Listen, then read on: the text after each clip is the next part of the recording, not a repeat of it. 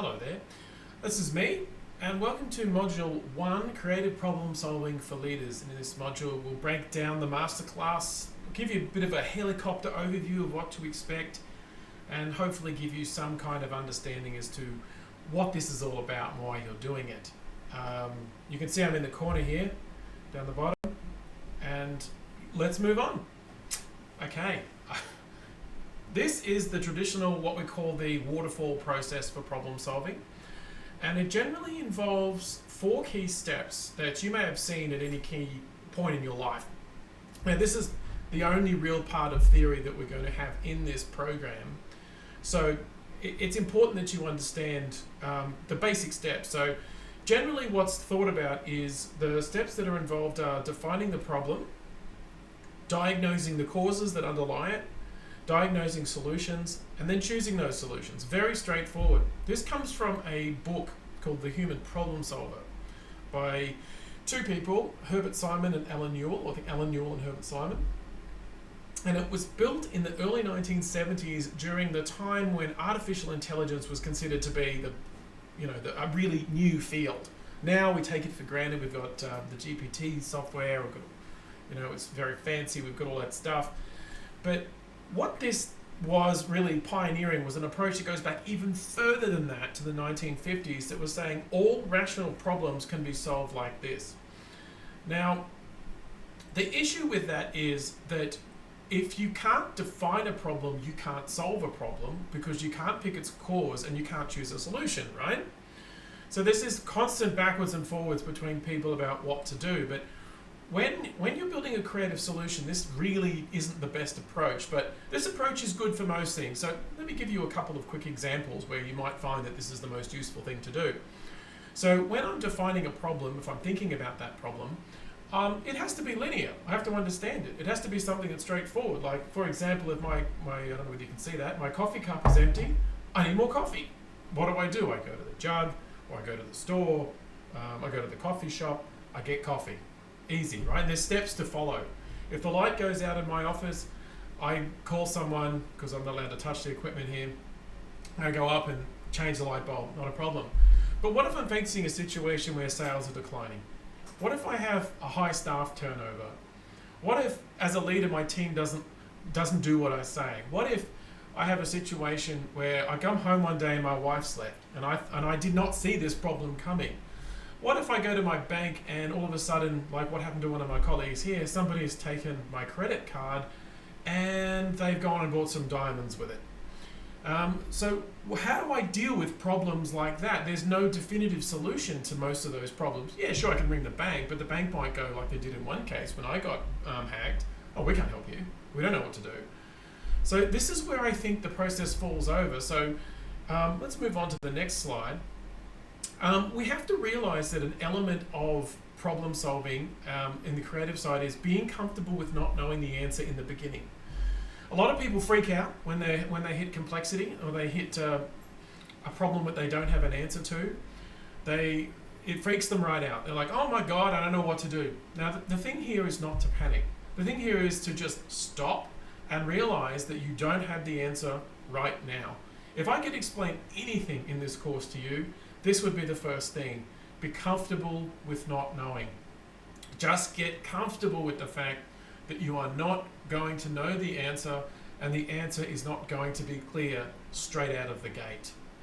So what that means then technically is you need a solution. Obviously, you can't live with the problem. Some problems are endemic, like, we seem to be living with coronavirus now for whatever reason, but if you look at the way in which things play out, you don't always know the answer often until it appears. So I would urge you to be more cautious in your approach and to think more carefully about what you're doing. In other words, let's just pick the sales problem. Sales are down. We don't know why. The first step in that situation is not to complain, bang your head against the desk, get angry, or run around and scream, or try and do a solution without looking for an appropriate answer.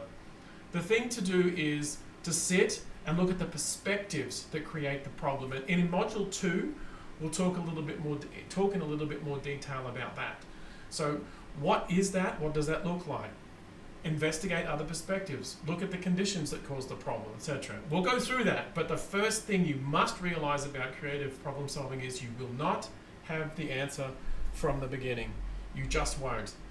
If you did, then it's not a problem, it's a solution.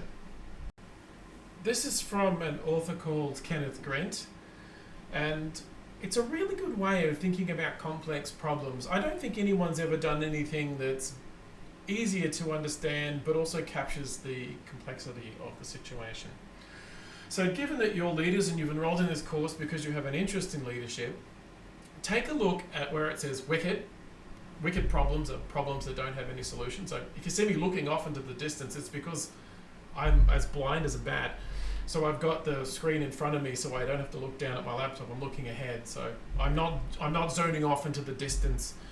Anyway, let's have a look. So if you have a look up the top, just above the wicked label there, on the left-hand side, you'll see that it says increasing uncertainty about a solution to a problem. As we go down that, you can see there's critical. So there are some problems. So we could break problems into 3 types of problems: critical problems, tame problems, and wicked problems. Somewhere in the middle between tame and wicked are the majority of problems that you'll encounter as a leader. They're the ones that you'll hit and you go, I don't know what to do about this. And that's what this whole masterclass is about, helping you start that process of solving those issues. So as you move on, you'll see that you'll see that there's this label called critical. Let's see if this records. Critical down the bottom here. A critical problem is one that requires an immediate solution. This is something, so you might have a staffing crisis. It's a well-defined problem, but it's something that needs an immediate response. So let's say you're going through a sales process, you're talking to a client, they're about to give you a check, and they send an email saying, where should I put this money? Now that's a critical, that you need an answer to that immediately. If the building's on fire, you need to follow the fire warden protocol, right? Get out of the building, you don't want to burn.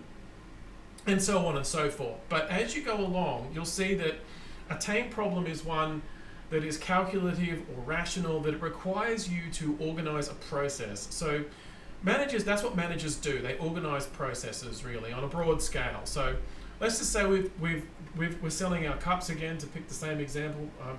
We're selling these cups. Now, we know that we've got a second tier order that we have to make. The manager has to organize that supply process for us. Now, as leaders, you're right in the middle of these emotional sort of soft power-like problems where uncertainty is increasing and you don't really know the answers. So what do you do there? Well, the best approach is not to make a judgment. You'll see along the line here, like in this bit here, to this bit here is very straightforward. And most people, I would say almost all people I've met, with the exception of those gifted people that wind up in some kind of leadership role, I mean, I'm not talking just in organization, I'm talking leaders in life and society, they've gotten good at this, but they get even better at this, asking questions. That's the first step. So you might remember earlier in the presentation, hopefully you're watching this on 2 times, or 1.5 times so that you're whisking through it. But remember I said you'll become uncomfortable at the beginning of the process and you've got to get used to that. Well, the way that you get past that feeling of discomfort is to ask questions. Now, we won't go into the normative soft power thing until later in the course, but let's just say it this way, that it begins by asking questions. You have to ask questions. You don't want answers, and good leaders ask questions. Like there's a really good study that is in this paper. I can provide it if you really want to put yourself to sleep with academic papers, but and I love reading that stuff. I'm not going to lie to you. I love reading research on problem solving, but if you're wanting a quick answer, that maybe that won't give you one. But think of it this way. If you're asking a question, you're trying to understand and comprehend what the lay of the land is. And that's the first key to engaging complex problems. Ask questions.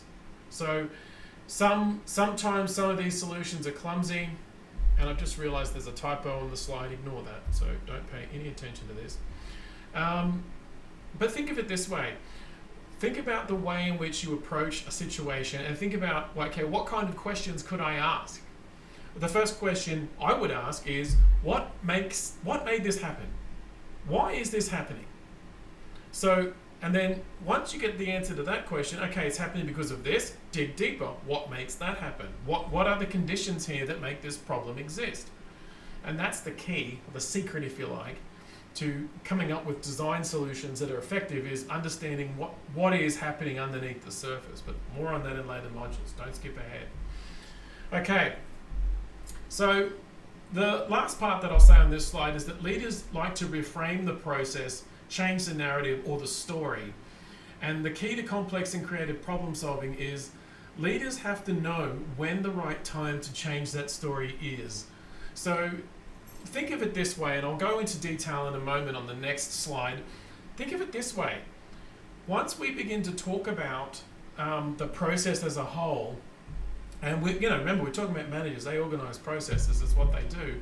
When the process breaks down and we don't know why, we have to ask questions. But often what leaders do, once they figure out what the solution is, they come up with a creative solution, they reorganize the process here.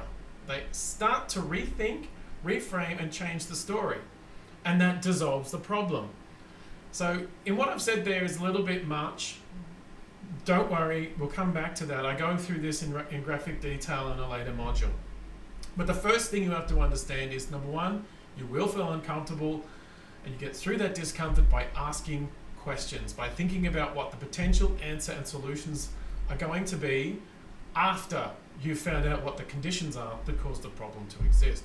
So you can't see that, although maybe my head will move by the time I've edited this, but it says increasing requirement for collaboration. So this is where the multiple perspectives things come in. So good leaders ask questions. They don't immediately leap to solutions. They don't make any snap judgments. So here's an example in the Cuban Missile Crisis. President Kennedy at the time, he really annoyed people because he asked a lot of questions. And the first 3 or 4 days of the crisis, he just kept asking questions.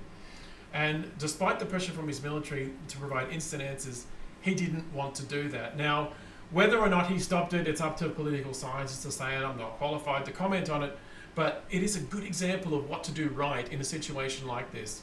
So how does that work? Well, let's just say you're in that situation. You're like, fire the missile. No, wait, hold up.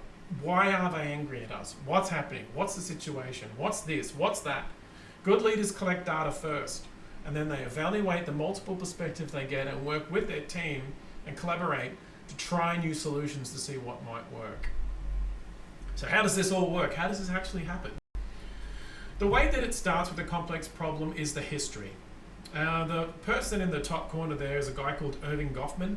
He came up with this idea of the frame, which is like a, how would you describe it? It is like a way of thinking about the world, or a way of seeing the world. But in his mind, because he was a stage, I guess you would say a Broadway aficionado, he loved Broadway, he loved talking about everything to do with Broadway. He would say people create like a stage in which their life takes place, and they have a certain way of seeing the world. Another famous person, Simon Sinek, has called it the why. So why, I like to think of it this way. The frame to me is the window in which something exists. So it's like a stage. Well, how did we get here? What's the history? Who are these people? Why are they involved? A really good example I've seen in this in recent research was police and crime. There was a study conducted in the UK that looked at one of the heaviest areas of crime where there was a lot of drug dealing going on.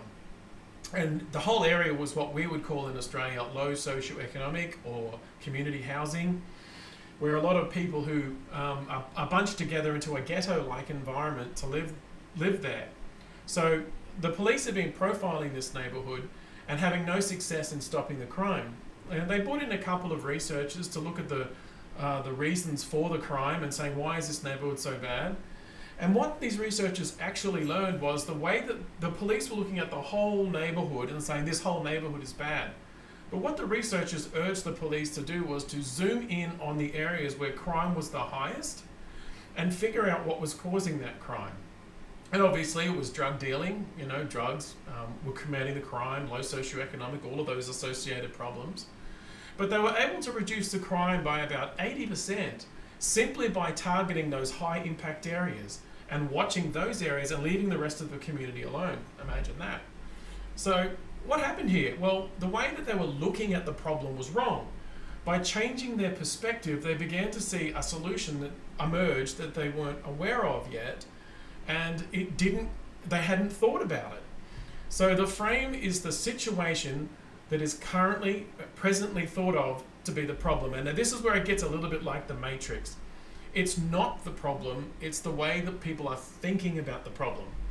Now, another way of saying it would be, and I'm borrowing this from someone, I can't remember who said this, but it's all of the present. The problem is all of the ways we've thought about the situation up until this point. Now, if it worked and that thinking was good, then crime would be reducing, but crime was increasing. It was increasing in part because police were looking in the wrong area. Okay, the second part of complex or creative problem solving is getting beneath the surface and looking at expressions, what I call expressions of emotion or empathy. So another way of saying that is what is being done at the moment? Why are people doing it? What is being said? What are the core behaviors? How do they link together? And what's the underlying story that people are telling you? The way that I get this information is I'll sit down with people and I'll just ask them to blurt out in 15 minutes, tell me what's happening. And I would ask them, well, why is this happening? In your opinion, why is this happening? And then after you do this 10 to 15 times with different people in the situation, you get these different stories. One thing that's amazing, and I've done this hundreds of times, is when you sit down and you connect those stories together, it creates a complete picture. So it's really what people are thinking in the situation. I call them expressions, probably not the best word, but I call them expressions because it's, well, what are people expressing about the problem? What are they saying about the problem? So humans can't help themselves. When they're in a difficult situation, they'll always go, well, the problem is. So the police story, well, the problem is there's too many criminals in our neighborhood. Actually, there's about 3 or 4 out of the hundreds of people that live in that particular stretch of street that are causing the problem. Pull them out, crime stops. Okay, so what are the behaviors? Why are people doing what they're doing? A famous scholar by the name of Russell Ackoff said it this way. He said, everybody does something for a rational reason. Your job as a leader or as a manager is to figure out what is that behavior? Why is it occurring? How does it link together? So if people are all taking their tea breaks, or their lunch breaks rather, at the exact same time and no one's in the office, why is that? Are people turning up late to work? Why is that? Rather than persecute people, get to the why. What is the why? You know, but then more than that, how is the problem being expressed? So one time I was looking at, say, the downturn of sales in an organization, and it really wasn't a downturn in sales, it was a turnover of salespeople. And when we went and had a look at why are these salespeople leaving, it was a couple of toxic managers. So it wasn't a sales problem, it was a toxic manager problem.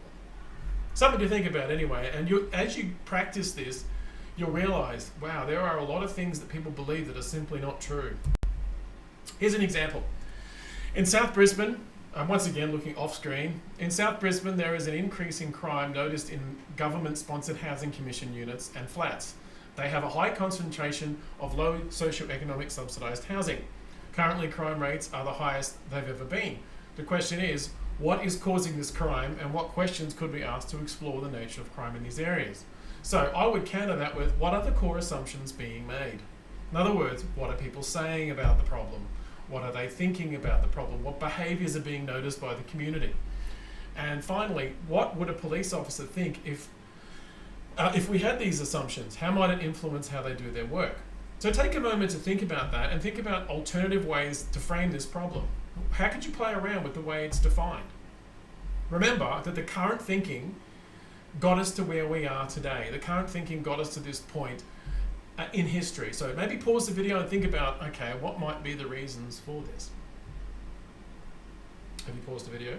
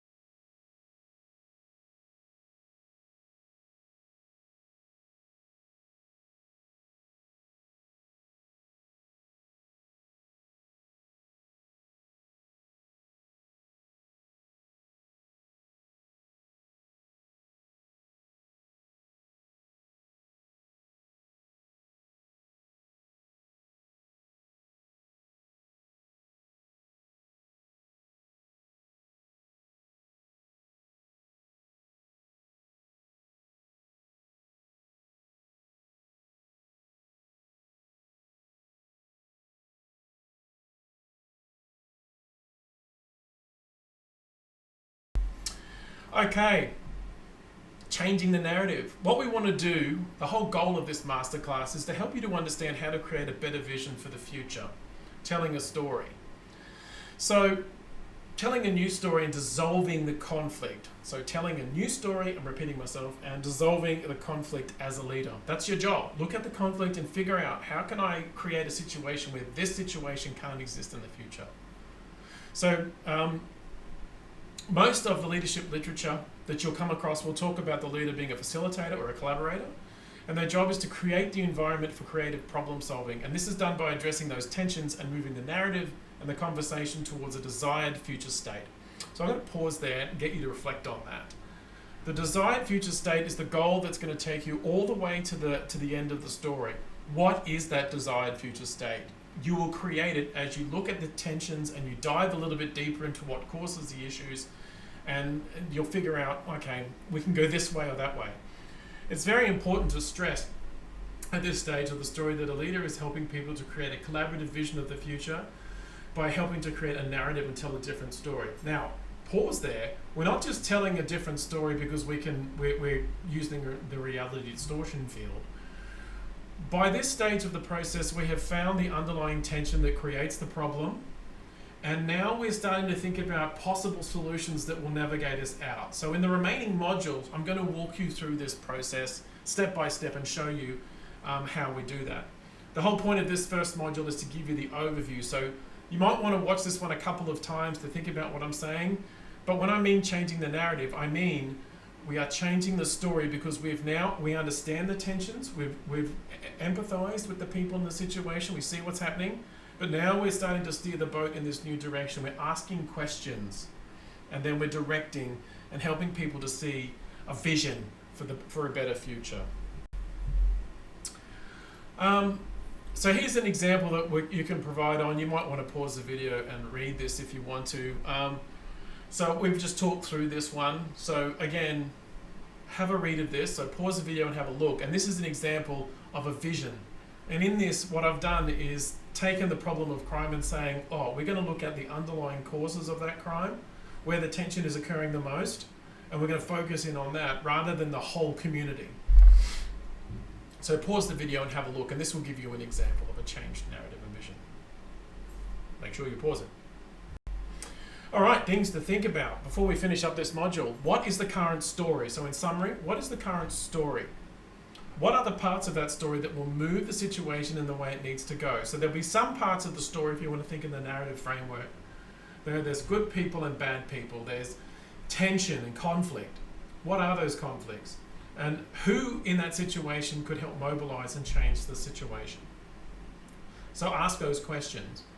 Look at one of the things that we often do is we draw pictures, and I'll show you a technique later on in the course that you can use where you can actually draw concept maps or pictures to say, okay, this is the way that things are, this is the narrative. And one technique I like to do is to show it to people in a situation and say, is this accurate? And they'll go, no, you forgot this. Once you have that complete picture, you can begin to work with them to create strategy to navigate out of that difficult situation. Or if you're designing a new product, you can run experiments here because you're trying to move the situation in a new direction. You're trying to understand the current story and you're inventing the future as you're describing it to people and as you're innovating that narrative. More on that later if that didn't make any sense. All right. It was Einstein, there you go. We cannot solve our problems with the same thinking we used when we created them. So what does that mean? Well, if we're in a situation and we don't understand it, it's because we haven't effectively taken the time to analyze, look at the problem, and dissolve it and create an effective solution. So think about that. Go back and look at these examples. I've given you a copy of these slides. Go through them, do what you like with them. But have a look and then think through some of those things. And I'll see you in the next module, and let's get problem solving. Let's get started. Start today. Start mapping those tensions. Go to your workplace or your business or wherever you are and start thinking about what is a better way to think about this? What are here's 3 questions I'll leave you with. I know this module's gone on a bit long, but you're watching it on 2x speed anyway, probably. Here's 3 questions to think about. Number 1, what's the history here? Number 2, What are the perspectives that make this problem relevant? What are the different people? Who are they? What are they saying? What are they feeling? What are they thinking? What are they doing? Go back to that slide where I talked about that. And finally, what are the conditions that cause this problem to exist? And that's where, from the conflict, looking at the conflict, you'll get that. If you can start asking those questions and building a whole library of questions around that, then you'll do really well. All right, stay cool and try not to rattle too many cages this early in the process. But if you have any questions, write them in the comment box below. Otherwise, you can just reach me through the other channels that I mentioned in the earlier parts of the module. You can even shoot me an email and I'll do my best to answer it. All right, thank you very much, and thank you for listening to this module. I'll see you in the next one.